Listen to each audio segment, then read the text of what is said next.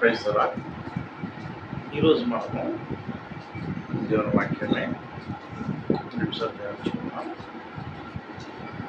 అందులో చాలామందికి సందిగ్ధం ఏంటంటే, దేవుడు మనల్ని విడిచిపెట్టేశాడు, దేవుడు మనల్ని నా ప్రార్థన వినట్లేదు, మనల్ని వదిలేశాడు, చాలా ఇబ్బందిలో ఉన్నాను అని చాలా మదన పడతా ఉంటాం. మదన పడతా అడండి. కొన్ని కష్టాలు పడితే కదా నువ్వు తర్వాత దేవుని గురించి చెప్పుకొని తిరుగుతావు. నువ్వు ఏ కష్టం పడకంటే ఎట్లా చెప్తావు? దేవుడు నా జీవితంలో ఈ మేలులు పొందుకున్నానని ఎట్లా చెప్పగలుగుతావు? ఫస్ట్ మనం కొన్ని కష్టాలు ఎలా చేస్తాడు దేవుడు, అది మన మంచి కోసమే, మన మంచి కోసమే. బంగారాన్ని వేడి చేస్తారు దేనికోసం? బయటపడేటట్టుగా కాదు కదా. బంగారాన్ని వేడి చేస్తారు దేనికి? దాన్ని శుద్ధి చేసి మంచిగా తయారు చేయడానికి, అంతేగాని బంగారాన్ని వేడి చేసి పడేయడానికి కదా. అలాగే దేవుడు కూడా ఆయన యందు భయభక్తులు గల పిల్లలకి మనకి ఏ లోటు లేకుండా కాపాడడానికి ముందుగా మనల్ని మలుచుకుంటాడు. ఆయనకి ఇష్టమైన పద్ధతిలో మలుచుకుంటాడు మనల్ని. కూడా యేసేపు జీవితంలో ఎన్ని ఇబ్బందులు, ఇరుకులు, కష్టాలు చిన్న ఏజ్లోనే మరి అన్నప్పుడు ఆయన ఎంత భయభక్తులు కలిగి ఉన్నాడు. అందుకే ఆయనకి ఐగుప్తు దేశంలో ప్రధానమంత్రి స్థానం లభించింది. సో అందుకని మనం కూడా ఎప్పుడు కూడా దేవుని నమ్ముకునే బిడ్డలకి, దేవుని మీద భయభక్తులు కలిగి ఉన్న జనానికి ఇబ్బందులు వస్తాయంటే నేను నమ్మను. ఒకవేళ వచ్చినా అవి కొద్ది కాలం మాత్రమే, అది దేవుడిని మహిమపరచడానికి మాత్రమే వస్తుంటాయి. అందుకే చూడండి, ఇప్పుడు మొన్న క్రికెట్లోనూ చాలామంది అంటుండ్రు, నేను విన్నాను ఆల్రెడీ, న్యూస్లో వస్తుంది, చూశాను. సంజు శాంసన్ చూసారా? పాపం ఎన్నో ఇబ్బందులు, ఇరుకులు, తొక్కేయాలనుకుంటారట. ఎవరు తొక్కేయాలనుకుంటారో అది నేను ప్రత్యేకంగా చెప్పాల్సిన అవసరం లేదు, అందరికీ తెలిసిందే. ఎక్కడా ఇదంతా ఉంటుంది, తొక్కేయాలనే సంఘం ఎక్కడైనా ఉంటుంది. ఒకటి పైకి వస్తే ఓరవలేడు. సో అందుకంటే ఆయన చూసారా పాపం ఆ విజయం ఇచ్చిన తర్వాత దేవుణ్ణి ఎట్లా మహిమపరిచాడు. ఎన్నో ఇబ్బందులు, పాపం విజయం అసలు దరిదాపులకు వచ్చి కూడా ఆగిపోతుంది. అలాంటప్పుడు దేవుడు ఏం చేశాడు? ఆయన బాధని విని, ఆయన ప్రార్థన అంగీకరించి ధన్మని విజయము దయచేసింది. సో అట్లే మనకు కూడా మన జీవితంలో కొద్ది రోజులు కొన్ని కష్టాలు వచ్చినంత మాత్రాన దేవుడు నన్ను వదిలేసాడు అనుకునే అనుకోని అవసరమా లేదు. మళ్ళీ చెప్పు, మళ్ళీ ప్రార్థన చేయి. ఏ కష్టం కూడా నిన్నేం చేయలేదు. కష్టానికే నువ్వు కష్టం అవుతావు, రోగానికే మహారోగం అవుతుంది, జబ్బకి నీ దరిదాపులకి ఏది కూడా రానివ్వకంటే చేయిస్తాడు దేవుడు. ఒకసారి చూడండి, కీర్తన 34 కీర్తన 8, 9, 10 ఒకసారి చదవండి ఎవరైనా. కీర్తనలు 34 కీర్తన 8, 9, 10 వచ్చిన చదవడం ఎవరైనా. యెహోవా ఉత్తముడని రుచి చూచి తెలుసుకున్నాడు. ఒక నిమిషం. యెహోవా ఉత్తముడని రుచి చూసి తెలుసుకోవాలా. యెహోవా దేవుడు మనకి మేలే చేస్తాడు. ఆయన ఉత్తముడు. ఆయన నమ్ముకున్న వాళ్ళకి అందరికీ ఆయన సహకారి. అంతేగాని ఆయన ఎప్పుడు నిన్ను విడవడు, ఎడబాయడు. అది నీకు విశ్వాసంతోనే గ్రహించాలి. చదువమ్మా. ఆయనను ఆశ్రయించు నరుడు ధన్యుడు.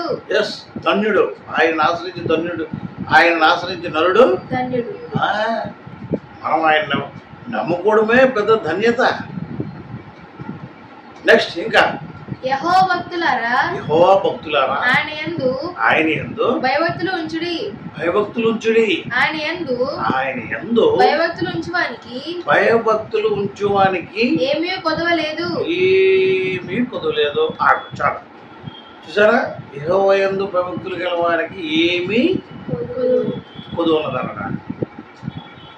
కొదువులు వస్తాయి, కొట్టుకొని పోతాయి. కొదువు ఉండదు. అడిగి చూడాలంటే ఎలా అడుగుతావు? ప్రార్థనాపూర్వకంగా మన విన్నపాలు మన దేవునికి యేసయ్య నామములో తెలియజేయాలి. ఖచ్చితంగా జవాబు దొరుకుతాడు. అంతేగాని దేవుణ్ణి నమ్ముకున్న వాళ్ళు చెడిపోయినట్టు చరిత్ర ఎక్కడ కూడా లేదు. సో అందుకనే అపోస్తలుడైన పౌలు గారు కూడా అదే ఎఫెసీయులకు రాసిన పత్రిక చూడండి, 1వ అధ్యాయం 1 నుంచి 12 వచ్చిన చదవండి ఒకసారి. దేవుని చిత్తం వలన క్రీస్తు యేసు అపోస్తలుడైన పౌలు ఎఫెసులోనున్న పరిశుద్ధులను క్రీస్తు యేసునందు విశ్వాసులైన వారికి శుభమని చెప్పి వ్రాయినది మన తండ్రి అయిన దేవుని నుండి ప్రభువైన యేసుక్రీస్తు నుండి మీకు కృపయు సమాధానమును కలుగును గాక. చూడండి, ఎప్పుడైనా మనము ఎవరినైనా సరే మనము కృతజ్ఞత వచనంతోనే సంబోధించాలి. మనం నేర్చుకోవాల్సింది ఏంటంటే అపోస్తలుడైన పౌలు గారు ఆయన ఎన్ని సంఘాలకి పత్రికలు రాశాడో కానీ అన్ని సంఘాల్లో కూడా ఆయన అందరికీ శుభకరమైన వచనాలే పలకడం చెప్పాడు. ఎప్పుడు కూడా మన నోటి ద్వారా మంచి మాటలే బయటికి రావాలి, చెడ్డ మాటలు శాపనార్థాలు బయటికి రాకూడదు. శత్రుడైనా సరే ప్రేమించే వ్యక్తిత్వం మనం కలిగి ఉండాలి. నెక్స్ట్, మన ప్రభు అయిన యేసుక్రీస్తు యొక్క తండ్రియగు దేవుడు స్తుతింపబడునుగా కాదు, మన తండ్రి అయిన యేసుక్రీస్తు యొక్క దేవుడు మన దేవుడైన యేసుక్రీస్తు యొక్క తండ్రి యొక్క దేవుడు స్తుతింపబడునుగాక. మళ్ళీ చదవచ్చును. మన ప్రభు అయిన యేసుక్రీస్తు యొక్క తండ్రియగు దేవుడు స్తుతింపబడునుగాక. చూసారా, యేసయ్యకి తండ్రి ఎవరు? యెహోవా దేవుడు ఉన్నాడు. ఆయన మీ చింత యావత్తును యేసయ్య నామములో యెహోవా దేవునికి ప్రార్థనాపూర్వకంగా తెలియజేయండి. ఆయనన్నిటినీ ఆయన తీర్చివేసే దేవుడు. ఆయనకి అనంత జ్ఞాని, ఆయనకి సర్వము తెలుసు.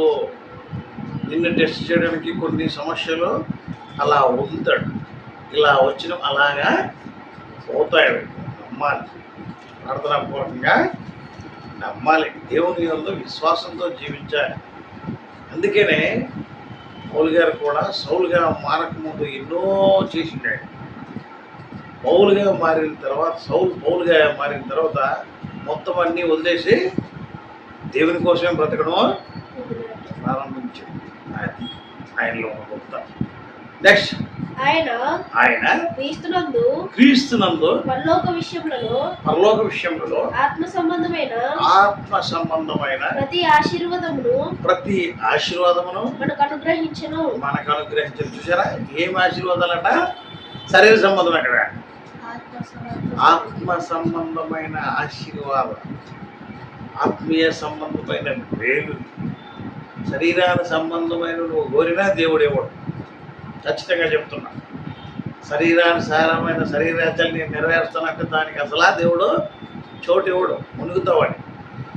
ఆత్మీయ సంబంధమైన విషయాల్లో నువ్వు ఏదైనా అడుగు, అది నీకు అనుగ్రహింపబడతాడు. నెక్స్ట్, ఎట్లనగా తన ప్రియుని యందు తాను ఉచితముగా మనకు అనుగ్రహించిన తన కృపా మహిమకు కీర్తి కలుగునట్లు తన చిత్త ప్రకారమైన దయా సంకల్పము చొప్పున యేసుక్రీస్తు ద్వారా తనకు కుమారులనుగా స్వీకరించుటకే మనలను ముందుగా తన కోసము నిర్ణయించుకొని మనము తన ఎదుట పరిశుద్ధులమును నిర్దోషులమై ఉండవలనని జగత్తు పునాది వేయబడక మునిపే ప్రేమ చేత ఆయన క్రీస్తులో మనలను ఏర్పరచుకొనెను. చూసారా, ఎవరు? దేవుడైన యెహోవా యేసయ్య ద్వారా మనందరినీ ఏర్పాటు చేసుకున్నాడు. ఆయన దయా సంకల్పం చొప్పున, ఆయన దయ వల్లనే మనం బ్రతుకుతున్నాం. ఆయన దయ వలన మనిషి ఆయన జీవితాంతం పరిశుద్ధంగా సుఖంగా ఉంటాడు. ఆయన దయ లేకపోతే మనం ఎందుకు పనికిరాని వాళ్ళమే. ఆయన దయ కోరాల, మనుషుల దయమే కోరకూడదు. ఆయన దయ కోరినప్పుడు ఖచ్చితంగా మనము దేవునిలో ప్రశాంత జీవితాన్ని గడపవచ్చు. అందుకనే మనం ఏంటంటే బలహీనత దగ్గరికి వచ్చినప్పుడు ఏసు రక్తమే జయం, ఏసై నాకు తోడు నడుకుంటా, నజరేయుడు యేసు నామములో ఈ సమస్య పోనుగా కంటే అది ఖచ్చితంగా పోతుంది. ఆ మాట నీ నోటి నుంచి రావాలి కదా. ఫస్ట్ సమస్య చూసి ముందే లబోదిపో దబ్బో గడగడ లేకపోతే లే. ఫస్ట్ ఆ మాట నీ నోటి నుండి ఎప్పుడు వస్తుంది? నువ్వు కరెక్ట్గా దేవుని వాక్యం మీద ధ్యాస పెట్టి ప్రతిరోజు దాన్ని చదవడం ద్వారా, దాని ద్వారా ఆ వాక్యం చదివి దాన్ని గ్రహించి దాని ప్రకారం జీవించడం వాడు అయితే ఖచ్చితంగా ఇలాంటి మాటలు నీ నోటంట వస్తాయి. ఏదైనా ఎంత శరీరంలో సమస్య, బయట సమస్య, పక్కింటి సమస్యల, ఏ రోగ సమస్యల, ఇబ్బందుల, ఇరుకుల, ఏదైనా సరే ఏసునామములో పోనుగా కంటే ఖచ్చితంగా పోతుంది ఆ సమస్య. ఆ మాట పలకడం నీ దగ్గర ఉండాలంటే ఫస్ట్ ఆత్మీయ సంబంధుడివై ఉండాలి. అప్పుడే నువ్వు ఆ మాట నీ నోటంటే వస్తుంది. అది అందరికీ రాదు. సాధారణ ఎందుకు రాదంటే దేవుళ్ళు ఉండాలి కదా.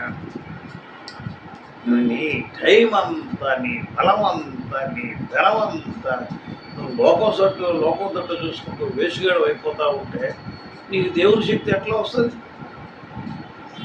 అలా కాకుండా మనం దేవుని వైపు చూసినట్టయితే, దేవుని వాక్యానుసారమైన పద్ధతులు ఉన్నట్టయితే ఖచ్చితంగా ఈ మాట పలుకుతావు. నాకే ఇంట్లో కానీ ఒంట్లో కానీ ఏ ప్రాబ్లం వచ్చినా ఏ సున్నామో అది పోనుగా కాంటానంటే 2 రోజులు బాధపడ్డానంటే 3 రోజులు ఖచ్చితంగా నాకు జవాబు వస్తుంది. ఏ సున్నామో క్లియరెన్స్ అయిపోతాయి. క్లియరెన్స్ దేవుడని యెహోవాకు యుగములు యేసునామములో మహిమ కలుగును గాక. ఆమేన్. ఎందుకంటే నేను ప్రతిసారి ఎందుకు చెప్తానంటే యేసు నామములో ఈ సమస్య పోవును గాక అనే మాటనండి. యేసు నామములో నా దేవుడిని యెహోవా నన్ను ఆశీర్వదించును గాక, యేసు నామములో నా దేవుడిని యెహోవా నాకు బుద్ధి జ్ఞానం దయచేయను గాక అనేది ప్రార్థన చేయాలి. ప్రతిదానికి నీకేమి కుదువున్నా దేవుడిని అడగడము అలవాటు చేసుకో. అట్టి విధమైన దేవుడైన ప్రభుత్వం యెహోవా దేవుడు నిరంతరం వేసాను మనకు అనుగ్రహించుగాక. ఆమేన్. ఆమేన్. ఆమేన్. ఆమేన్.